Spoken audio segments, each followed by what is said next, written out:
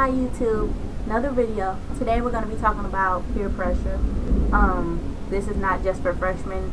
This is for any grade level, however old you are. If you're watching this, I'm pretty sure you've experienced peer pressure before, and if you haven't, I'm pretty sure you will.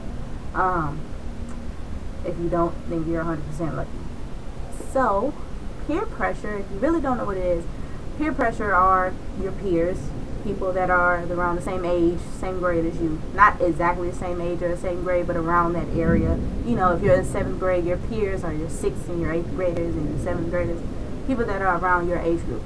Those people are going to obviously peer pressure you into doing something that you don't want to do, or that you shouldn't do, or that's just against your values and your morals. And I'm going to talk to you today. I'm just looking up at the TV. I'm going to talk to you today about how to make sure that you do not let peer pressure overwhelm you too much. Some peer pressure is good and some peer pressure is bad. Most of it is bad. That's what I'm going to talk about today, because obviously it's good, you know how to deal with it, I hope. And if you don't, maybe I'll make a video about how to deal with good peer pressure. I don't know. But okay, so peer pressure. I'm gonna make a story, basically. I'm just gonna speak a story, and I'm gonna tell you about a little girl. Her name is Mary J. Blige, and not literally, but I just see her CD sitting over there, so I'm gonna say Mary J. Blige. Okay. So Mary J. Blige, and I'm not talking about the real Mary J. Blige. I don't want anybody to like, Mary J. Blige, that didn't happen to her. No, I'm just making up a name. I don't know. Mary. Let's just say Mary. Okay, so Mary, she is 10 years old. She is about to enter middle school. Or maybe she's 11. I don't know. How old are you when you enter middle school? 11? I don't know. But she is about to enter middle school. She's just leaving elementary school. And some of her 5th grade friends are pressuring her to, let's say, they're pressuring her to on the first day of middle school to color on the walls. Elementary school mentality. You know that it's wrong. Mary knows that it's wrong. She knows that she shouldn't do it. Her parents tell her all the time, do not color on the walls. And her friends, her so-called friends, are pressuring her to color on the walls on the first day of middle school.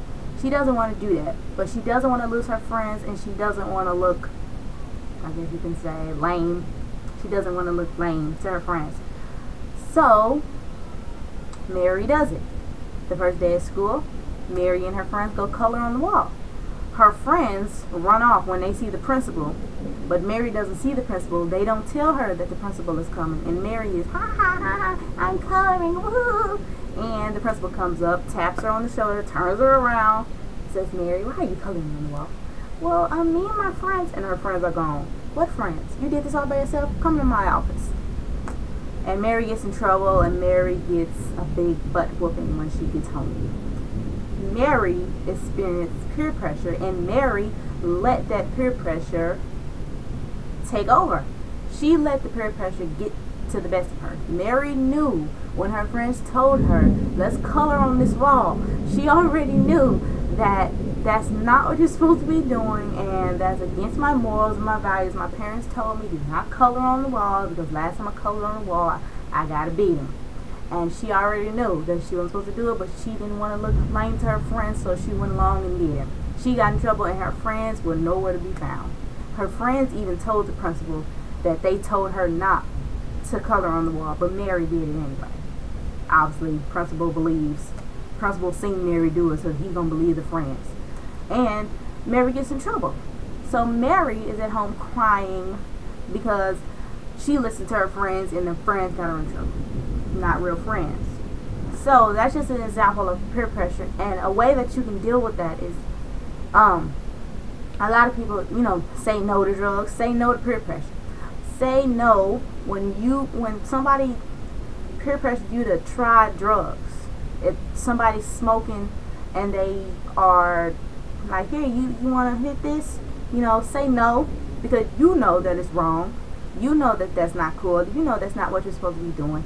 You don't want to look lame to your friends, so you say, okay, and you take it and you smoke it. But once you do that, you just have this feeling inside of you like, I shouldn't do that. And a way that you can make sure that you don't let peer pressure get into your head is to explain to that person that's peer pressuring you why you don't want to do it. That's really a big key. A lot of people kind of forget about that. Explain to that person why you don't want to do that. Mary and her friends, for example. Mary could have told her friends that I don't want to color on the wall because that's against my morals and I don't think that's right for us to do, and I suggest that you guys don't do it either because we could all get in trouble.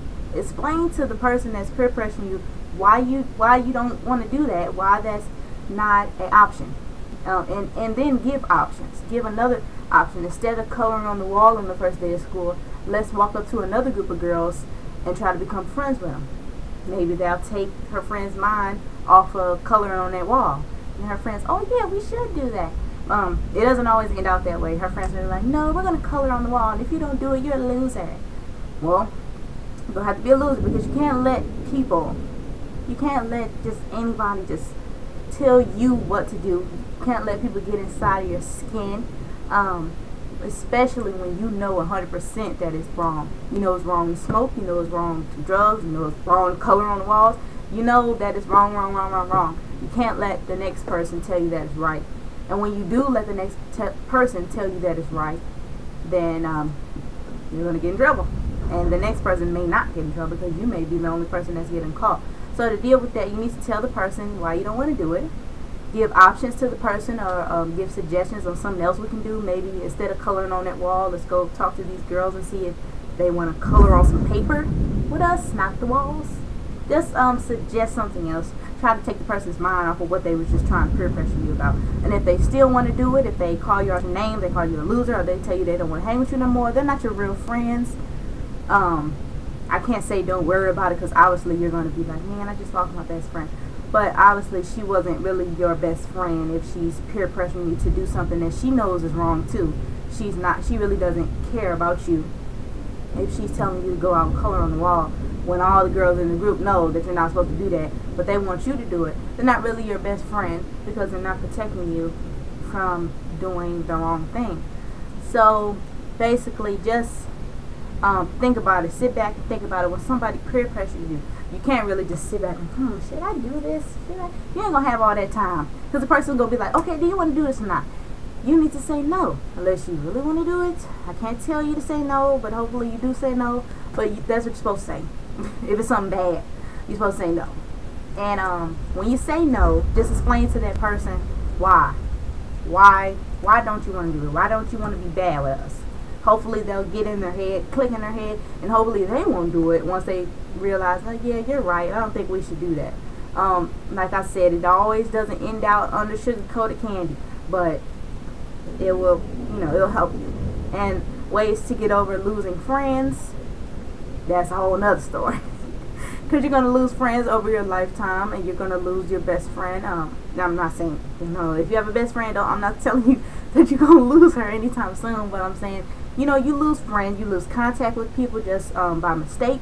Some people they disagree with you and then they don't want to hang with you no more. There's always going to be people that come and go, but there's always going to be those people that stick around and stay by your side through whatever. And those are the people that you want to keep around with you for as long as you possibly can. And if that person turns around and try to peer pressure you, you want to stay close with this friend. You don't want to just drop her because she peer pressured you. You don't want to say no, and then she's like, well, I don't want to hang with you no more after 14 years of knowing each other. You just kind of talk to her and explain to her why you really don't want to do that.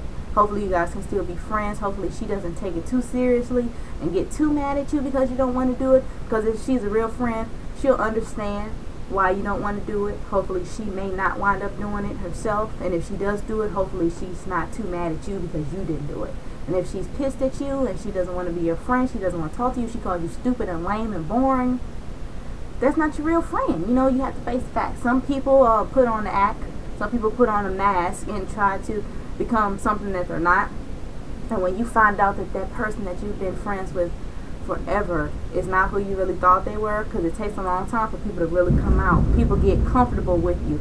You've been friends with me for 10 years. Now you want to get real comfortable, and I'm seeing who you really are. You're not putting on this fake act. You feel like we're close enough that you can just say whatever. And when you say the wrong thing, That's how arguments start, and that's how friendships end. So just try to be open about it. Have an open mind. Remember your values and your morals. If you're a Christian, don't go against your I'm not Christian. I have no religious affiliation. What is it called? Religious. I don't know. I'm not religious. But I'm just saying that because, and if you are religious, you know, do what you do. But just make sure that somebody doesn't try to make you go against your Christianity or your your Muslim or whatever, you know, whatever you are, whatever you practice, whatever you preach. Don't let anybody get up under your skin and try to tell you that if you don't do this, we can't be friends anymore, because that's not your real friend in the first place if they're going to sit there and tell you that. So don't let anybody make you go against your values or your morals. Stick to the person that you are. Stick to the person that your parents raised you to be. And do what's right. You know what's right. You know what's right from wrong. You're not three. You know the consequences of your actions. And if you don't know, you need to talk to a therapist, and that's not me. So thanks for watching my video. I hope this helped a little bit with the peer pressure thing. Tell the person why you don't want to do it. State other options. If they drop you as a friend, they weren't your real friend to begin with. So, bye.